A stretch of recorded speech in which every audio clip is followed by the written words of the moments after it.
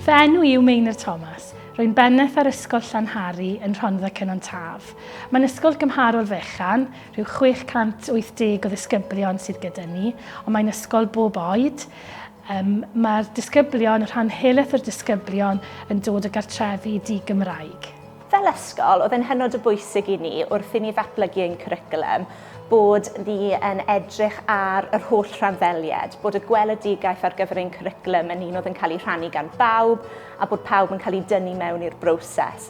Felly o'r cychwyn, wrth i ni gynllunio ein cwricwlwm, mi oedd llais y disgyblion yn hynod o bwysig, yr athrawon a'r staff, y rhieni a'r llywodraethwyr. Wnaethon ni sicrhau bod pob un ohonyn nhw wedi cael mewnbwn o ran beth oedd yn gwneud cwricwlwm da, beth oedd yn bwysig iddyn nhw mewn cwricwlwm. Mae addysgeg yn bwysig i ni yma yn Ysgol Llanhari. Mae'n un o flaenoriaethau'n cynllun gwella ysgol ni'n flynyddol, ac o safbwynt arweinyddiaeth, roedd y cyfle i ddatblygu cwricwlwm i Gymru yn benthyg i hun yn naturiol i godi safonau o ran addysgeg ar draws yr ysgol. Mae'r cwricwlwm i Gymru yn bwysig i ni o gan ein bod ni am ddatblygu'r 4 diben. Mae'r 4 diben wrth wraidd datblygu'r disgyblion, ond hefyd mae wedi bod yn gyfle i ni ddatblygu'n staff yn ogystal wrth i ni weithio tuag at ddatblygu dilyniant, cynnig profiadau i ddisgyblion sy'n ennyn diddordeb, bod nhw'n frwdfrydig am ei dysgu, bod hynny ar draws yr ystod oedran o'r meithrin hyd at y disgyblion hun yn yr ysgol. Mae'r sgiliau cyfannol wedi bod yn hynod o bwysig i ni yn ogystal â'r 4 diben. Rydyn ni fel ysgol wedi rhoi ffocws ar y ddau. Ni wedi rhoi ffocws ar y 4 diben a'r 4 sgil cyfannol.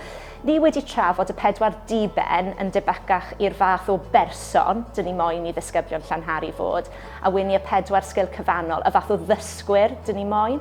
Felly ni wedi rhoi lot fawr o ffocws ar y fath o ddysgwyr dyn ni eisiau yma'n Llanhari yng nghyd-destun y 4 sgil cyfannol. A beth sydd wedi bod yn hynod o bwysig yw cynllunio mwyn rhoi profiadau.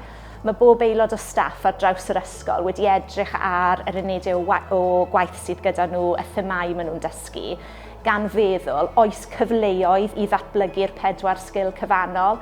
Ydyn ni yn rhoi'r cyfleoedd yma i'r plant mwyn datblygu ac i feithrin y sgiliau yma, oherwydd yn y pen draw dyma'r fath o ddysgwyr dyn ni moyn yn yr ysgol. Ac os dyn ni moyn hwnna fel pen draw i'r hyn dyn ni'n cynllunio, mae rhaid i ni sicrhau bod e'n glir yn y cynllun o'r man cychwyn.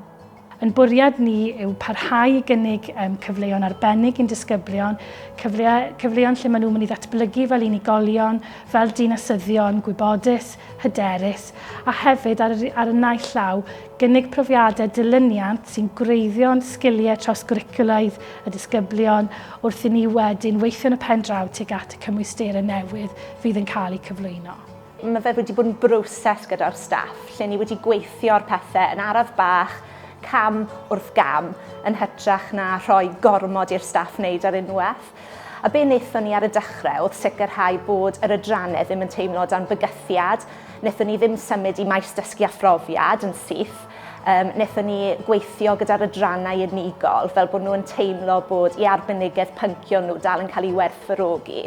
Ac wedyn ni wrthyn nhw deimlo'n hyderus a bod nhw wedi gweithio o fewn yr adran ar datblygiadau cwricwlwm, wnaethon ni wedyn ni ehangu allan a cael nhw i weithio o fewn y maes dysgu a phrofiad.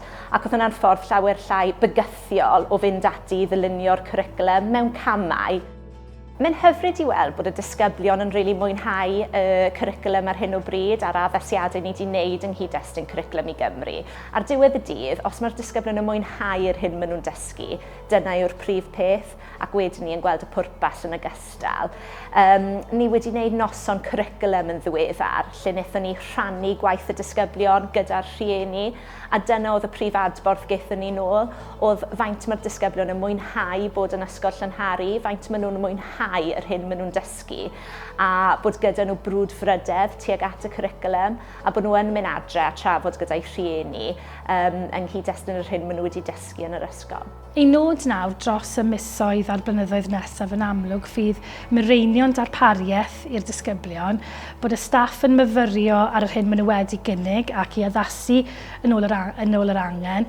Bydd y staff yn parhau i gydweithio. Mae hwnna'n elfen gref o'n gweledigaeth ni ar gyfer y cwricwlwm cwricwlwm yn yr ysgol fan hyn.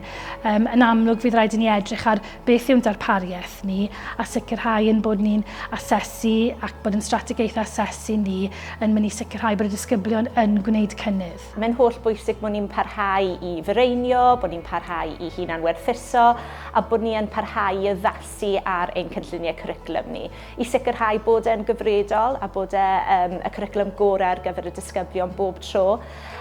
Mi fyddwn ni nawr yn amlwg yn edrych ar flwyddyn 8 a flwyddyn 9 ac edrych fel bod ein cynlluniau cwricwlwm i Gymru yn gallu ehangu ar draws yr ysgol wedyn ni wrth i ni symud i'r disgyblion hŷn. A mae hwnna'n hynod o gyffroes bod mae'r daith wedi dechrau ond dyw e ddim wedi dod i ben eto a parhau gyda'r gwaith caled sydd yn bwysig.